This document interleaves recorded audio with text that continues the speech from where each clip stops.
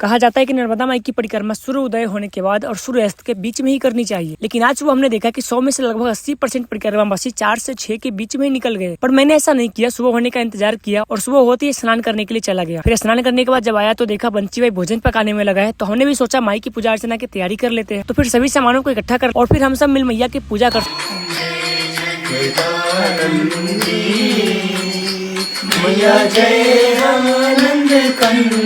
और सुबह के बाल भोग पाकर करीब 8 बजे निकल जाते हैं अपनी यात्रा पे। और कुछ देर चलने के बाद हमें दिखता है ये रेड मिट्टी, तो सोचा आपको भी दिखा दूं। बाकी मैं तो कई बार देख चुका हूँ अलग अलग राज्यों में, और ये नजारा देखो दोस्तों कितने प्यारे हैं ना सच में। और वहाँ से करीब 8 किलोमीटर चलने के बाद मैं पहुंच जाता हूँ गोरखपुर, जहाँ ये महाराज जी भोजन के लिए रोक लेते हैं और बड़े ही प्रेम से भोजन परोसते हैं। और जब भोजन प्रसाद पाने के बाद इनसे बातचीत किया तो इन्होंने बताया कि हमारा एक बेटा था जो 40 की उम्र में हम लोगों को छोड़ के इस दुनिया से चला गया। तब से मैं परिक्रमा वासी को अपना बेटा समझकर सेवा करती हूँ और इनका ये भाव है मैया के प्रति। मैया नर्मदे यार मेरे बाबा जी, हमारे पास तो कोई शब्द ही नहीं है, आपने जो घर का याद दिलाया, घर का भोजन का है ना क्या बताए। नहीं बाबा जी, सब लोग यही बोलते हैं। और क्या है, मैं बच्चों जैसे खिला सब लोग इसलिए बोलते होंगे क्योंकि आप जो है ना उनके साथ इतने अच्छे से, मतलब हाँ इसके लिए तो मेरे पास कोई शब्द ही नहीं है माता जी, है ना। नर्मदे है नर्मदे मेरे बाबा जी, मेरे भी याद रखना सदा। बिल्कुल बिल्कुल भैया।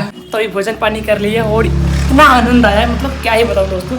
यहाँ पे अपने पूरी बैग वैग रखी है और यहीं पे वो सेवा देते हैं। फिर वहाँ से कुछ देर चला ही था कि तभी ये भैया चाय के लिए रोक लेते हैं। मना भी नहीं कर सकते थे, चाय पी के वहाँ से निकल पड़ते हैं।